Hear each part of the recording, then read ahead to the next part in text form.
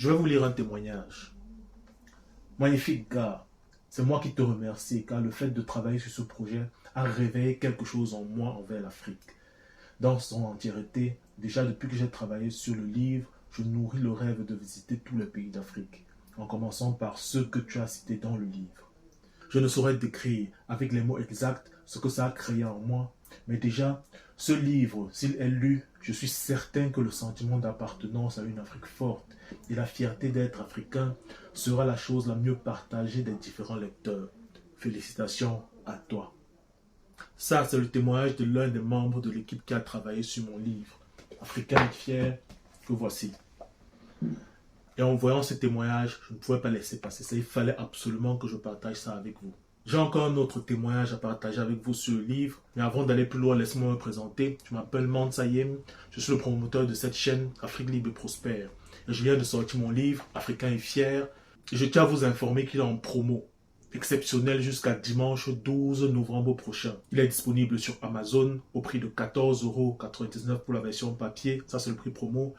Et à 6,95 € pour la version PDF, toujours sur Amazon. Sachant que le prix normal est de 30 € pour la version papier et 15 € pour la version PDF. Il est aussi disponible sur agentlivre.com au prix promo de 19,99 € au lieu de 30 € et 7,99 € pour la version papier au lieu de 14,99 €. Et si vous êtes en Afrique, vous pouvez aussi acheter le livre sur agentlivre.com. Il y a un numéro qui est en description pour cela. Et il est au prix promo de 2500 francs pour la version PDF au lieu de 5000 et de 7000 francs pour la version papier au lieu de 10 000. Et je rappelle, après le 12 novembre, c'est-à-dire dimanche, la promo est terminée et les prix repassent à 30 € pour la version papier et à 15 € pour la version PDF. Maintenant, voici le deuxième témoignage que je vous ai promis à propos du livre et c'est un témoignage audio. Écoutez. Franchement, le livre, il est top. J'ai beaucoup appris aussi. Franchement, le livre est top. Il faut juste maximiser sur la communication parce qu'il faut que le maximum de personnes puissent lire ça. C'est vraiment un livre très, très, très intéressant. Donc, félicitations pour ce livre. Ça va édifier beaucoup d'Africains. En fait, l'Afrique a besoin d'hommes et de femmes libres et dignes dans leur tête. On a besoin de reconstruire mentalement les Africains et les Africaines et le reste suivra automatiquement. Parce que la véritable richesse d'un pays se trouve à l'intérieur de ces hommes et de ces femmes. Et comme le prouve ce témoignage, je pense que j'ai réussi à mettre dans l'écriture de ce livre tout le contenu nécessaire pour produire cette puissante transformation chez le lecteur. Si je vous partage tous ces témoignages, c'est pour essayer de vous faire comprendre la valeur ajoutée ou le bénéfice de la lecture de ce livre, Africain et fier. Et pour vous permettre de mieux comprendre, je vais vous raconter une histoire. C'est une histoire un peu triste, c'est vrai, mais ça en vaut la peine.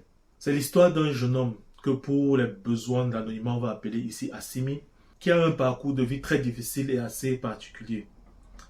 Assimi, pendant ses études au secondaire, a fait des études très brillantes. Il était toujours le premier de sa classe ou parmi les premiers, délégué de sa classe, assez connu, brillant. Bref, il a un parcours très positif pendant tout son secondaire. Mais ce qui lui arrive, c'est que au moment de passer le baccalauréat, il perd ses deux parents et sa petite sœur dans un accident de la route. Et tout ça se passe quand la veille du baccalauréat. Imaginez un peu dans quel état il est. Ce qui fait qu'à cause de cette perte, il ne va pas passer son baccalauréat. Il ne va pas aller composer, je veux dire. Et du coup, voilà comment il rate son année et est obligé de reprendre sa classe de terminale. Bien sûr, c'est à cause du choc. Perdre toute sa famille comme ça d'un coup le même jour, c'est vraiment tragique.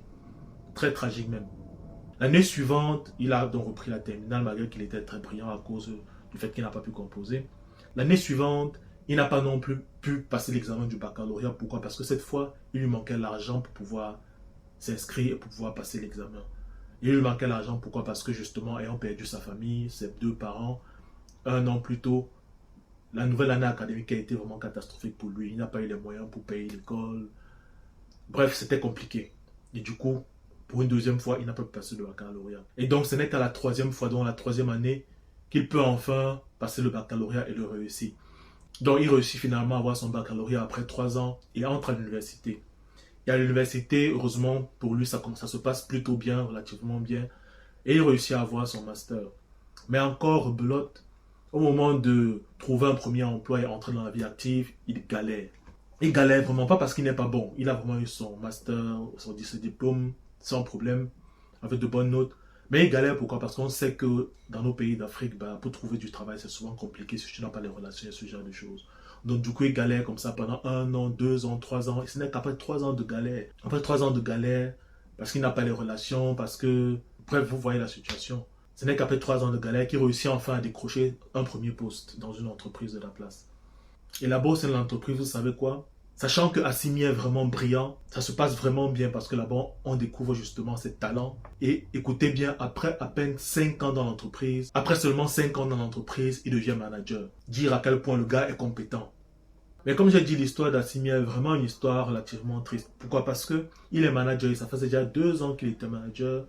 Il allait être promu au poste de directeur adjoint. Donc au total, ça faisait 7 ans qu'il était dans l'entreprise. Mais devinez quoi? La veille du jour où il allait signer le contrat en tant que directeur adjoint dans cette entreprise, Assimi fait un accident. Encore une fois. Le malheur frappe encore une fois. Et qu'est-ce qui se passe suite à cet accident où, heureusement, il ne perd pas la vie? Il se retrouve à l'hôpital. Et ce qui est particulier, c'est qu'il se retrouve à l'hôpital ayant perdu la mémoire.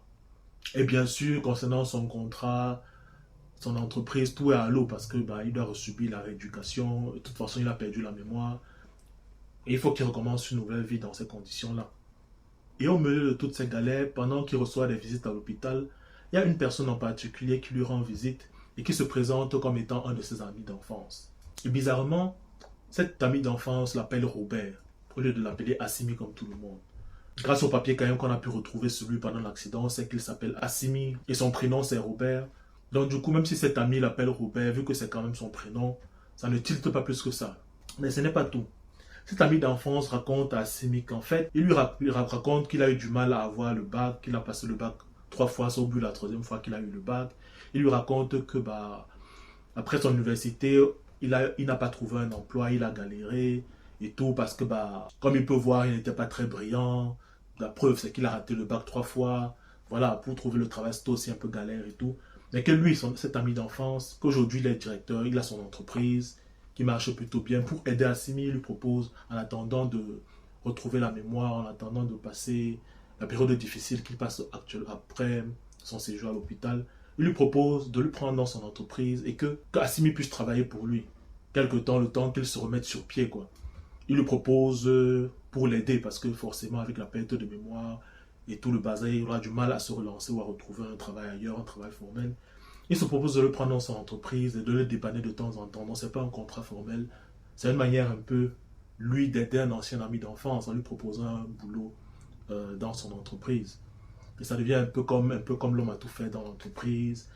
Son bras droit qui lui donne un peu des coups de main par-ci par-là quand il y a quelque chose à faire. Voilà un peu donc, cet ami d'enfance lui propose gentiment son aide de cette manière-là pour l'aider à se relancer. Mais malgré que Assimi a perdu la mémoire, cela n'empêche en rien qu'il est quand même brillant, même s'il ne s'en souvient pas. Et du coup, ce qui se passe, c'est que pendant la période où il aide son ami d'enfance dans l'entreprise, l'entreprise vraiment commence à faire de meilleurs chiffres, commence à décoller. Mais Assimi n'est pas au courant. Bien sûr, son ami le lui cache. Donc, il lui cache que depuis son arrivée dans l'entreprise pour aider, l'entreprise est en train de faire de meilleurs chiffres. Il sait que c'est un gars brillant. Il a juste voulu profiter du fait qu'il a perdu de la mémoire pour le manipuler de la sorte et l'amener à travailler pour lui presque gratuitement parce que, comme j'ai dit, il ne lui propose pas un contrat formel. Il lui propose juste de le dépanner et de le payer un peu comme ça au noir de temps en temps.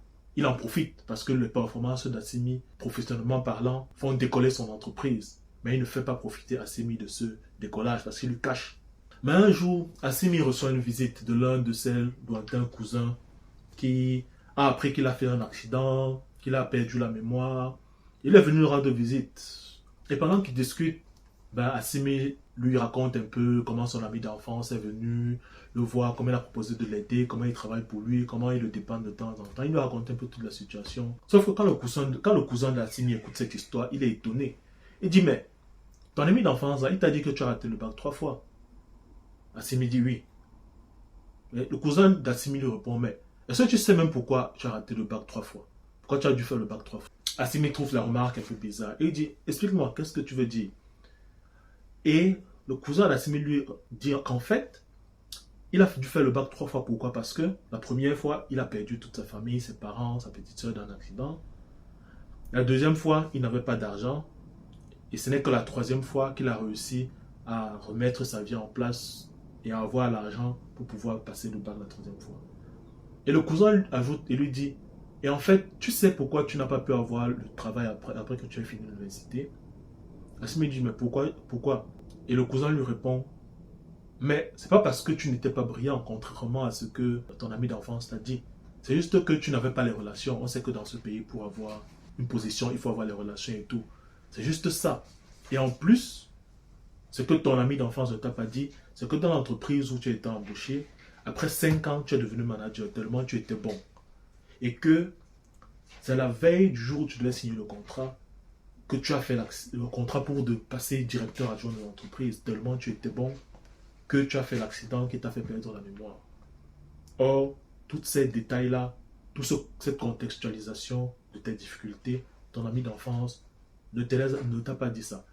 Et en plus, il ne t'a pas non plus dit que tu détestais tellement le prénom Robert que tu préférais qu'on t'appelle Assimi.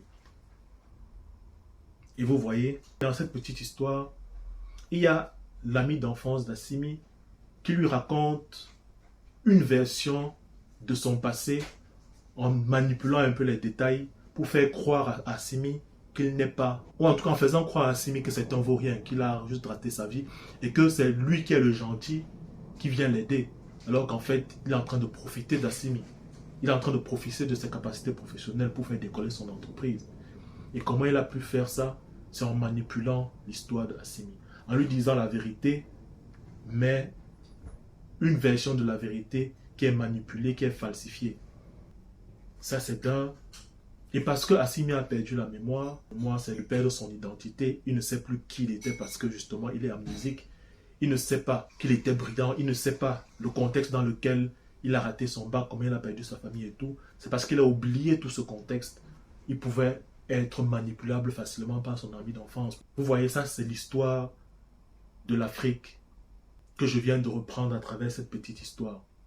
Et ce livre joue un peu le rôle du cousin qui vient et qui rafraîchit la mémoire d'Assimi et qui lui permet de retrouver son identité, sa véritable identité, en lui racontant la vérité, en contextualisant les éléments de son passé qui lui sont arrivés, en lui donnant la vraie version de l'histoire, de son histoire, sans la manipuler. C'est ce rôle que ce livre vient jouer. Nous avons besoin de retrouver la mémoire, nous avons besoin de retrouver notre véritable identité. Nous avons besoin de savoir de manière authentique ce que ça signifie d'être un Africain. Nous avons besoin de connaître notre véritable histoire, de retrouver notre identité authentique d'Africain, afin de savoir où on va, afin de prendre les bonnes décisions pour notre avenir, pour l'avenir de notre continent. Parce que comme on dit souvent, si tu ne sais pas d'où tu viens, tu ne sauras pas où tu vas.